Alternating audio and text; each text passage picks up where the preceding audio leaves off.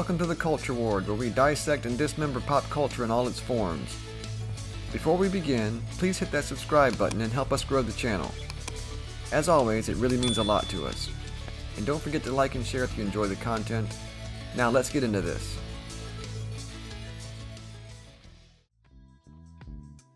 When I was just a little kid, back in the early 1980s, action films were ubiquitous, elevating actors like Sylvester Stallone and Arnold Schwarzenegger to superstardom. But there was a subgenre of action movie that particularly fascinated me. Those centered around martial arts, and the 80s was filled with them. There were the campy comedy action highlights like Big Trouble in Little China, the cheesy over-the-top serious action films like Bloodsport with Jean-Claude Van Damme, and then there was the more down-to-earth, light drama movies like my favorite, The Karate Kid. Released in 1984, The Karate Kid movie is almost universally regarded as one of the best martial arts movies of the 1980s, indeed one of the best movies of the 80s, and a hallmark of 80s pop culture. Created by Robert Mark Kamen and starring Ralph Macchio and Pat Morita, it was a familiar story with strong characters and just the right amount of sentimentality. It was well written, well paced, and superbly acted. Basically, the main character, Daniel LaRusso, played by Ralph Macchio, is a teenager from New Jersey who is forced to move to LA with his mother. He quickly comes into conflict with a local teen named Johnny Lawrence, played by William Zabka, when Daniel is seen flirting with Johnny's ex-girlfriend Allie, played by Elizabeth Shue. Turns out, Johnny and his group of friends all know karate and are members of the same dojo, Cobra Kai, which teaches an aggressive form of karate which tends to turn its students into bullies. After Daniel gets beaten up by the Cobra Kai gang, the maintenance man of Daniel's apartment complex, Mr. Miyagi, rescues him using his own version of karate and eventually agrees to train Daniel so that he can defend himself. Show me wax on, wax off. Catch! Catch! Catch! Catch! The big climax of the movie builds toward the All Valley tournament where Daniel must face off against Cobra Kai and has to defeat Johnny Lawrence for the title, despite the Cobra Kai's fighting dirty under the direction of their unscrupulous sensei, John Kreese. Such a great movie. While it's so very much a product of the 1980s, the music, the fashion, the larger-than-life attitude, it's also a timeless story of perseverance and overcoming the odds. And it was a huge success, becoming one of the highest-grossing films of the year, bringing in over $100 million, the equivalent of almost $400 million today.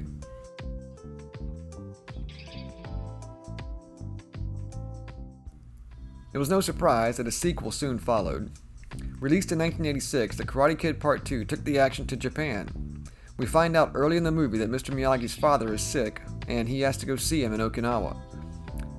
Daniel surprises Mr. Miyagi by tagging along, and when they arrive, we find out that a local business tycoon, Sato, has a vendetta against Miyagi. Apparently many years before, Mr. Miyagi fell in love with a girl that Sato was supposed to marry. Sato believes his honor can only be saved by fighting Miyagi to the death. After threats and intimidation, Miyagi finally agrees to fight Sato, but a typhoon hits the island on the day of the fight. Mr. Miyagi and Daniel rescue Sato, and all is forgiven. However, Sato's nephew, Chosen Taguchi, is shamed by his uncle for refusing to help Daniel rescue others during the typhoon. Chosen is thus dishonored, leading up to the finale where he challenges Daniel to a fight to the death. This movie was even more successful than the previous one, although the critical reviews were less kind. Critics thought that, while the stakes had been raised in the sequel, it stuck too close to the formula. I, on the other hand, really liked this movie, like almost as much as the first one. For one, it was beautiful. The location in Okinawa, actually filmed in Hawaii, along with the new characters and higher stakes, made it a compelling adventure, and one of the best sequels of the 80s, in my opinion. Live or die, man. Die. Wrong. Huh?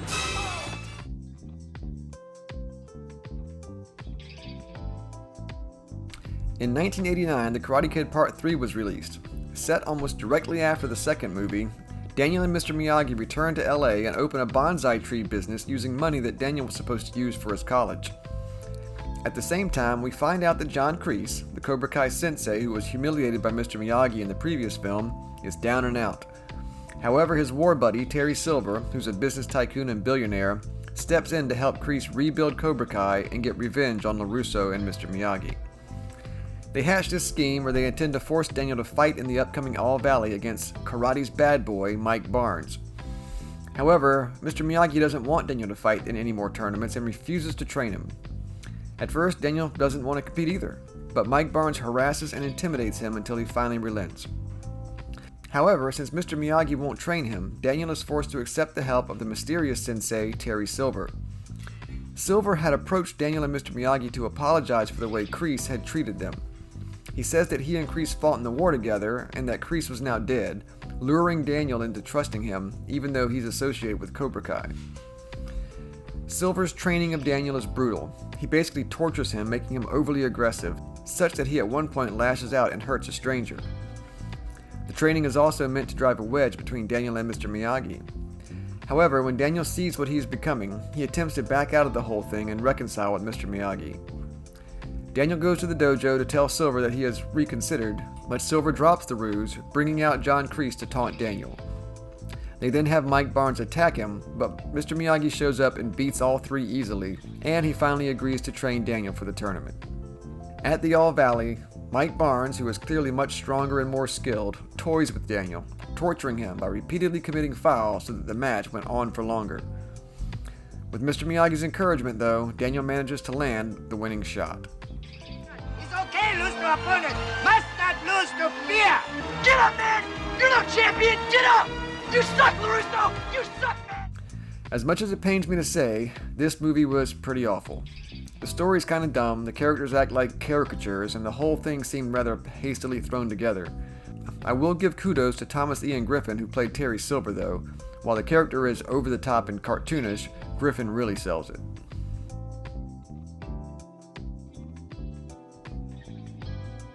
The next Karate Kid in 1994 was the first not to feature Ralph Macchio. Pat Morita returns, but he trains a new character, Julie, who is the granddaughter of one of his old platoon mates. Played by Hilary Swank, Julie is apparently rebellious and has anger issues, and Mr. Miyagi agrees to mentor her. I have to admit, I never watched this movie. It just wasn't the Karate Kid without Daniel LaRusso. Plus, I was in my late teens at the time and not interested in light family entertainment. It was also completely panned by critics, currently holding a 7% fresh rating on Rotten Tomatoes. No one really talks about this movie, except to praise Swank's performance. It's still considered her breakout role.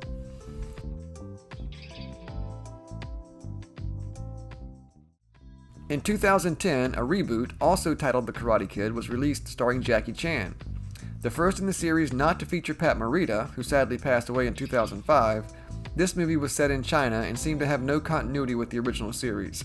In fact, it plays very much like a remake of the first movie.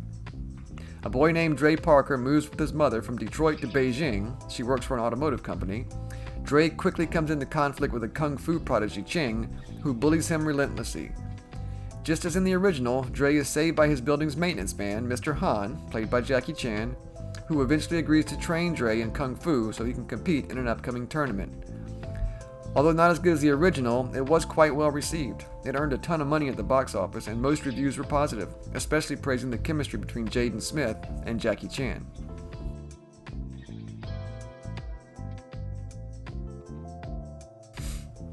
In 2018, seemingly out of the blue, it was announced that a new streaming series based on the Karate Kid franchise was releasing on the new YouTube Red streaming service.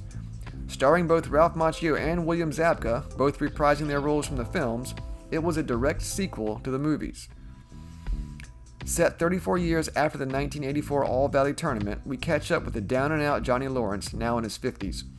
After losing his job, Johnny steps in to rescue his teenage neighbor, Miguel, who is being attacked by school bullies.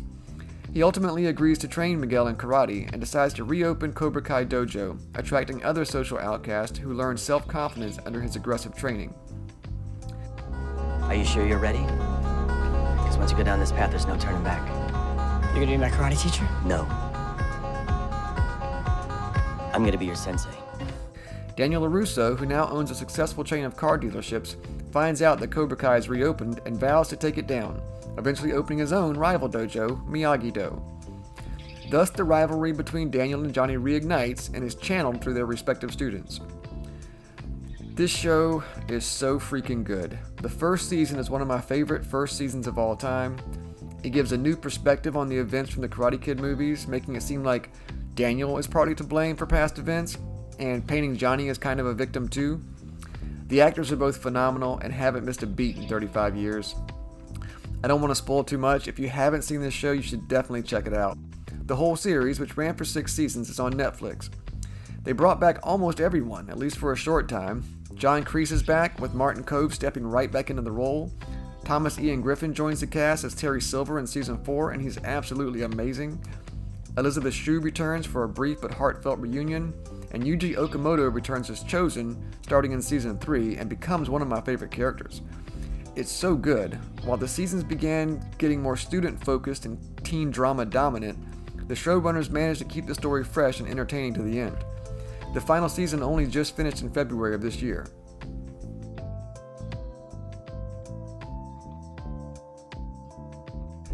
In September 2022, it was announced that a new Karate Kid movie was in development, rumored to be, quote, the return of the original Karate Kid franchise.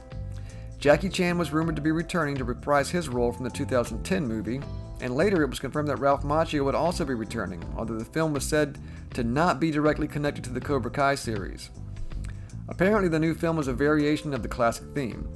A teenage martial arts student from China named Lee, a student of Jackie Chan's Mr. Han, is forced to move with his mother to New York. While at first giving up martial arts, he is drawn back in by bullies. Mr. Han then travels to New York to train Lee, and also enlists the help of Daniel LaRusso, who Mr. Han heard of from Mr. Miyagi. Thus, both Han and LaRusso train Lee to fight in a tournament against his bully. Apparently, this movie is an attempt to bring all of the Karate Kid movies and shows into one shared universe, the Miyagi-verse, I guess.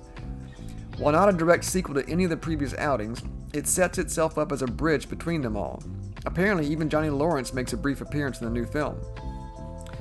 Karate Kid Legends opens in theaters this week, May 30th in the US. Perhaps building off the momentum created by the final season of Cobra Kai, combined with nostalgia across multiple generations, I suppose this movie could be a big hit. The original movies were big hits, and the 2010 movie made $360 million off of a $40 million budget. Now, Cobra Kai has been very well received since its first season in 2018. I know I'm looking forward to the movie. Once again, if they stick to the formula, show reverence for the source material and treat the characters with respect, and just tell a good story, there's no reason the movie won't perform well. It's the beginning of the summer cinema season, and people are looking for easy, nostalgic fun and entertainment. Let's see if they can deliver and bring the Karate Kid franchise to another new generation of fans. Anyway, what do you think? Are you excited to see Karate Kid Legends in theaters? Do you think they'll strike the right balance between nostalgia and summer fun? Let me know in the comments. As always, thank you so much for watching. Please like and subscribe if you enjoyed the video. Bye for now. I hope to see you next time in the Culture Ward.